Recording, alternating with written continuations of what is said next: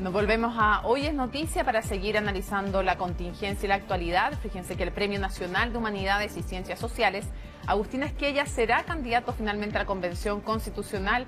Así lo comunicó y criticó además cuando lo hizo las normativas para ir como independiente. De esto y más vamos a conversar con él. Muchísimas gracias por acompañarnos. Gracias a ti, Mónica. Un agrado estar con ustedes una vez más. A ver, primero, cuando estuvo con nosotros en Tolerancia Cero, nos dijo que lo estaba pensando. Finalmente, ¿qué lo decide a pesar de que las normas, por decirlo suave, no son especialmente favorables para los independientes? Me decidió la postulación como independiente, siempre una condición que no voy a perder y que no estoy dispuesto a perder tampoco en el futuro, aunque a mi edad hablar del futuro, Mónica, hay que hacerlo con mucho cuidado. Pero lo que me decidió finalmente es la importancia del momento que tenemos.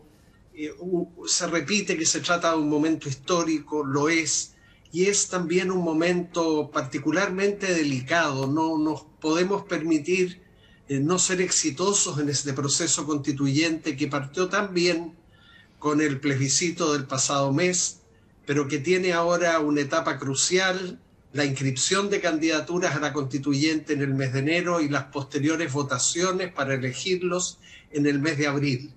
Yo vengo estando involucrado, como a ustedes les consta, fuertemente en el proceso previo al apruebo, y llegué a la conclusión de que no tenía buenas razones para no estar presente también en este momento ya propiamente constitucional y aportar en lo que yo pueda a ese trabajo, vuelvo a usar la palabra delicado, pero también precioso, que va a estar confiado a la Convención Constitucional.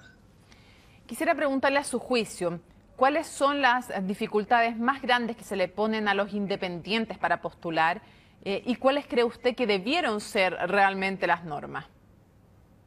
Mira, lo primero que cabe lamentar es la tardanza con que fueron aprobadas las normas, puesto que la ley correspondiente se despachó solo hace algunos días por el Senado. Lo primero, la tardanza, una ley que aparece prácticamente a un mes del momento en que se deben inscribir las candidaturas.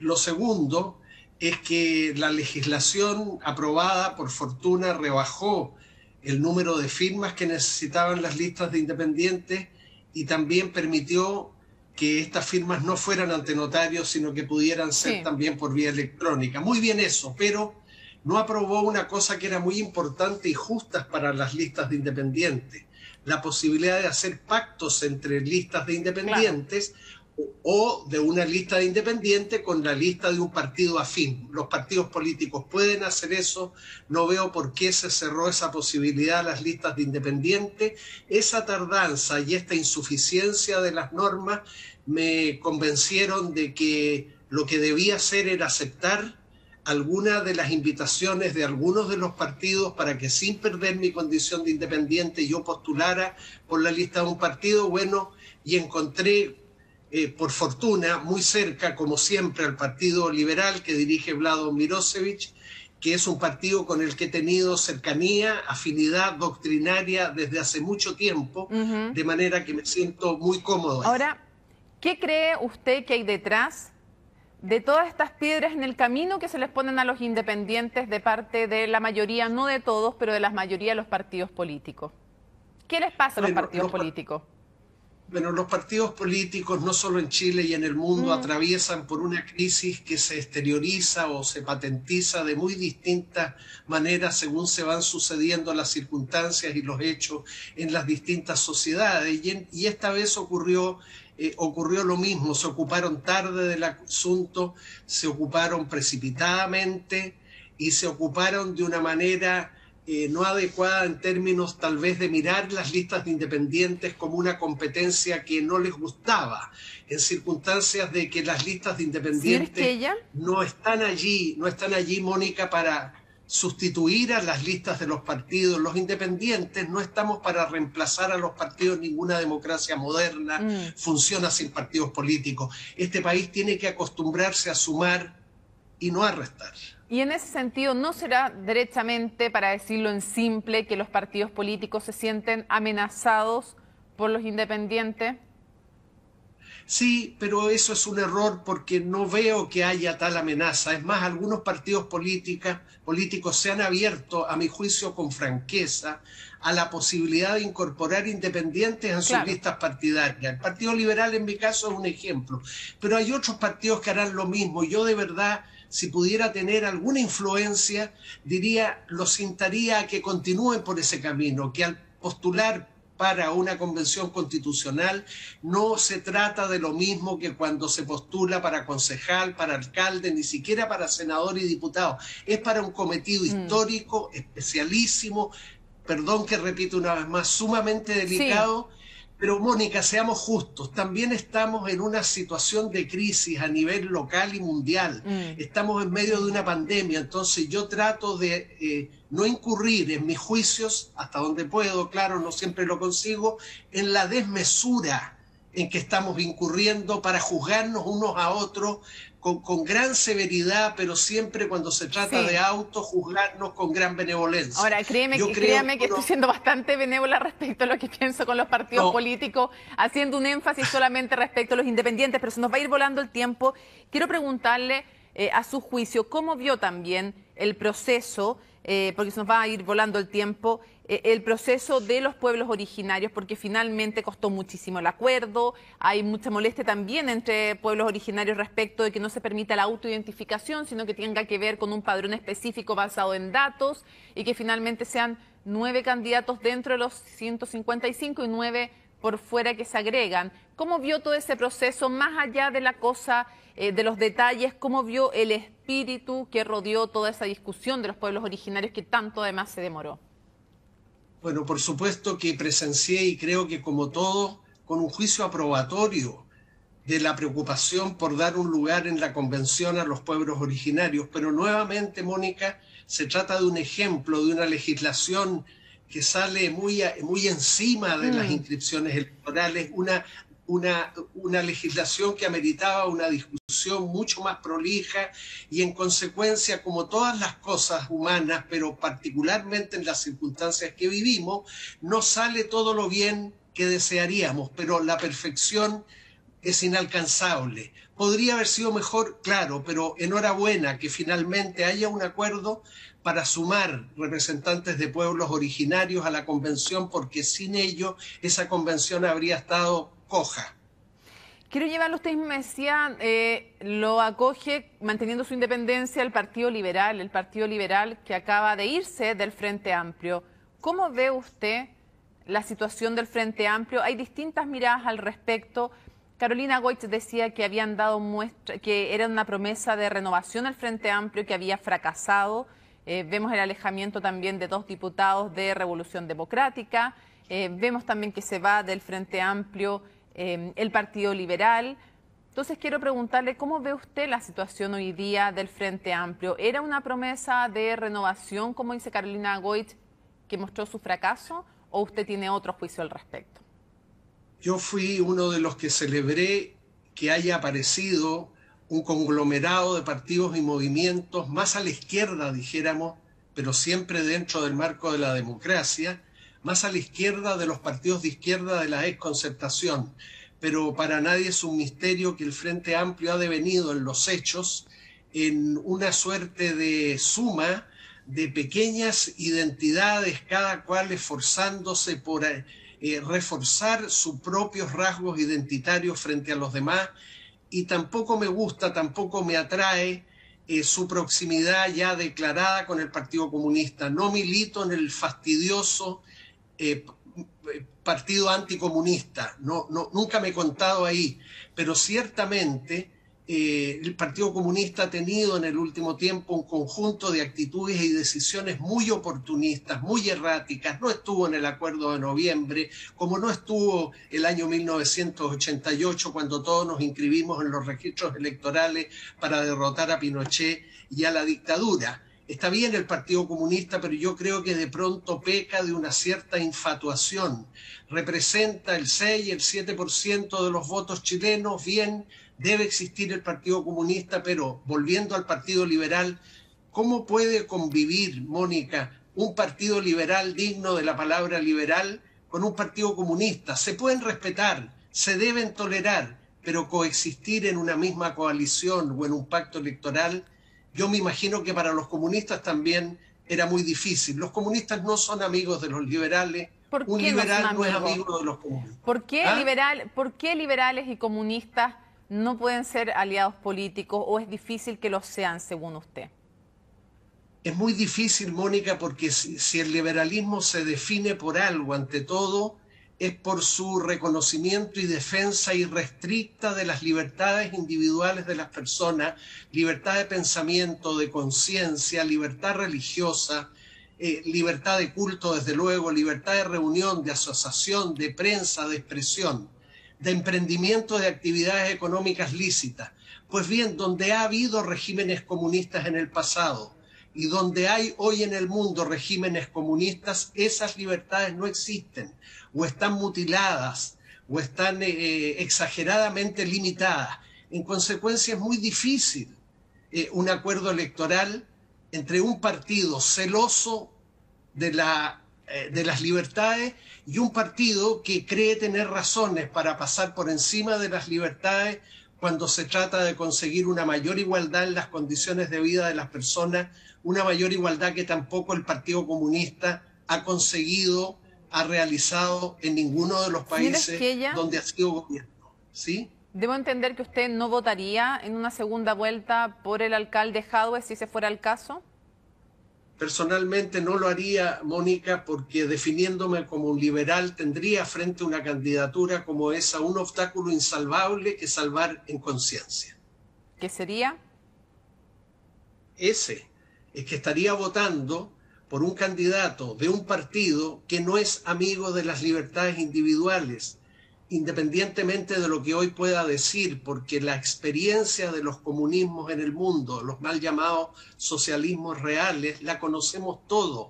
Bien, esa es la opción del Partido Comunista. Jamás lo proscribiría yo, jamás lo perseguiría como alguna vez se hizo en Chile, y jamás, menos todavía, atentaría contra la integridad física, la vida o el derecho de los comunistas a vivir en su país.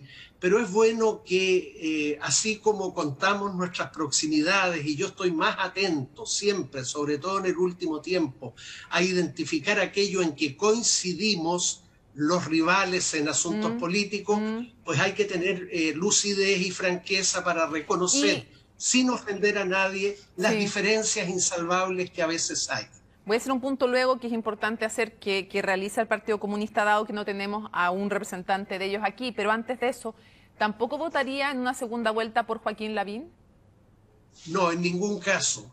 Nunca podría votar por un candidato de derecha en el futuro, ni en el pasado reciente, que nunca lo hice, simplemente porque creo que la derecha chilena, en su mayoría, no toda por supuesto, tiene una deuda enorme con el país en cuanto a haber dado sustento civil incondicional a la dictadura. Respeto a los partidos de derecha, por supuesto, como a todos. Celebro que haya una derecha renovada en Evópoli, por supuesto, cómo no celebrar eso, pero ciertamente yo en lo personal, como ciudadano, no podría votar por un candidato de derecha y menos por un candidato tan absolutamente oportunista, casi un transformista, como Joaquín Lavín. ¿Por qué habla de un candidato oportunista, casi transformista, cuando se refiere a Joaquín Lavín? No quiero llenar yo de contenido sus palabras, me gustaría que lo llenara usted. Mira, Mónica, yo soy partidario de aplicar en la vida intelectual y política la regla del fútbol. A la pelota, nunca al jugador. Yo trato de ir a la pelota, a las ideas, no tanto a las personas. Por eso hablemos de las ideas de Joaquín Lavín. Bien, las ideas de Joaquín Lavín no sé cuáles son, Mónica, es lo mismo que cuáles son las ideas del Partido Comunista. ¿Qué piensa hoy el Partido Comunista en tiempos, en términos políticos, económicos, sociales? Sí, pero cuando me iba a hacer la analogía, señor Esquilla, cuando me iba a hacer la analogía que usted trataba de ir a la pelota y no al jugador, dijo, pero en el caso de Joaquín Lavín, y yo justo lo interrumpí. ¿A qué se refería cuando usted decía un candidato transformista casi? Pero es que es un hecho visible, Mónica, que Joaquín Lavín dice siempre, y pongo en duda su sinceridad, todo lo que él cree que le puede convenir para llegar más votos a su causa. No puede ser. que se declare conservador y al día siguiente liberal. No puede ser que se declare durante parte importante de su vida partidario incondicional de una dictadura y después de una democracia. No puede ser que se declare partidario del libre mercado absoluto y luego declararse socialdemócrata. Mira, su juego es el juego habitual en la política, pero él lo ha llevado a un extremo. Entonces, su posición, estos cambios que yo considero tan oportunistas, me resultan, de verdad voy a usar esta palabra con cuidado, pero tampoco es tan grave lo que voy a decir, Mónica, me resultan patéticos. Pero sí puede tener éxito porque los ciudadanos en Chile a veces no vamos con el suficiente cuidado, no ponemos atención, pero mira, si en un momento se declaró aliancista, bacheletista, o sea, por favor, yo le pido a los políticos que sean francos, sinceros, aunque discutamos, pero les pido también un mínimo de seriedad a la hora de declarar lo que piensan y un mínimo de coherencia con lo que dicen sostener. Quiero llevarlo al punto que le había dejado pendiente respecto al Partido Comunista, que usted decía que es un partido no muy amigo de las libertades cuando tienen otro objetivo más importante para ellos, como por ejemplo la igualdad. Ellos han dicho más de una vez cuando se les menciona aquello que el Partido Comunista de Chile jamás ha respaldado una dictadura en este país y que tienen credenciales democráticas impecables. Repito sus palabras para poder contrarrestar también con lo que usted mencionaba, ya que no tenemos aquí una posibilidad en este minuto de tener a alguien del Partido Comunista que presente también en sus puntos de vista, pero probablemente sería una de las cosas que mencionaría. Mónica, yo hace más de un año publiqué una columna, ¿qué significa ser comunista hoy?, esperando una respuesta del Partido Comunista chileno, de algunos comunistas particularmente jóvenes.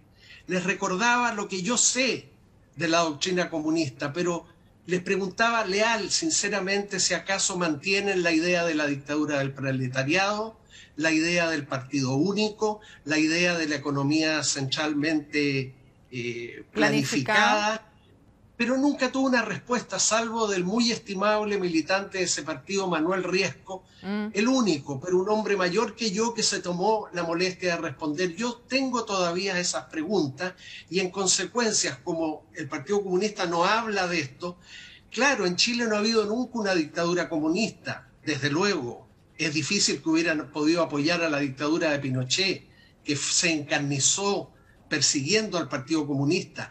Tengo, como todos los chilenos de izquierda, un buen recuerdo del comportamiento del Partido Comunista durante la Unidad Popular. Fue un partido leal al presidente Allende y un partido razonable, sensato. Las cosas hay que tratarlas con la mayor objetividad y justicia. Pero esos juicios, Mónica, positivos sobre el pasado del Partido Comunista en Chile, no me pueden bloquear la opinión sobre lo que es su comportamiento actual y de lo que ha sido su conducta hoy y ayer en los países. Entiendo el punto. ¿Me entiende? Sí, entiendo el punto. Para cerrar, pues nos acabó el tiempo, señora Esquella, me gustaría preguntarle muchísimas cosas más, pero me gustaría preguntarle cómo ve usted el futuro del Frente Amplio después de todo lo que hemos conversado. Yo soy malo para conjeturar lo que va a ocurrir el día de mañana, Mónica, realmente, y eso no solo en la vida política y social, sino también incluso en la personal. No estoy arrastrando el pocho, créeme, trato de no incurrir en este vicio. Entonces le cambio la pregunta, para que no tenga que hacer eso, le cambio la pregunta. ¿Cómo espera y qué teme del desarrollo que espera en lo positivo o que teme en lo que puede ser más complejo de la Asamblea Constituyente en la cual usted, o la Convención Constituyente, para ser fiel al nombre legal, en la que usted aspira a participar? Porque, entre otras cosas, ha dicho algunos dirigentes que tiene que haber importante movilización social para que no se olviden las demandas sociales. Otros dicen que va a ser complicado ponerse de acuerdo en el reglamento. ¿Cuáles son las luces y las sombras que usted avisora en este proceso, para cerrar? Enhorabuena, Mónica, si el Frente Amplio consigue superar sus dificultades. ¿Cómo no desear que eso ocurra? Es bueno que haya una izquierda más allá de la izquierda tradicional chilena, si lo quieres poner así. Lo que yo temo en relación con la próxima Convención Constitucional es que se la rodee, como dijo el presidente del Partido Comunista, por las masas. El funcionamiento de la Convención Constitucional es perfectamente compatible con la libertad de reunión y la libertad de expresión que van a subsistir en Chile. Es perfectamente compatible con las marchas, pero no es compatible con un llamado a que se la rodee. Ese verbo tiene un sentido intimidante, inequívoco. La Convención Constitucional tiene que trabajar en paz, en serenidad, sin perjuicio de lo que ocurra en términos de manifestaciones en el país. La mejor manera de perjudicar el proceso constituyente que recién estamos iniciando es propiciar actitudes como rodear o sitiar a la futura convención. No, esa convención, sus miembros van a tener presiones, sin duda, siempre un órgano público las tiene, pero con las presiones todos sabemos lo que hay que hacer, resistirlas. Pero una cosa distinta es que además de las presiones habituales sobre un órgano constituyente, se produjeran intimidaciones, amenazas. Perfecto. Es muy importante lo que está en juego en Chile, Mónica, como para estar jugando con fuego. Agustín Esquella, muchísimas gracias por habernos acompañado en Hoy es Noticia. Como siempre, un gusto conversar con usted. Lo mismo digo.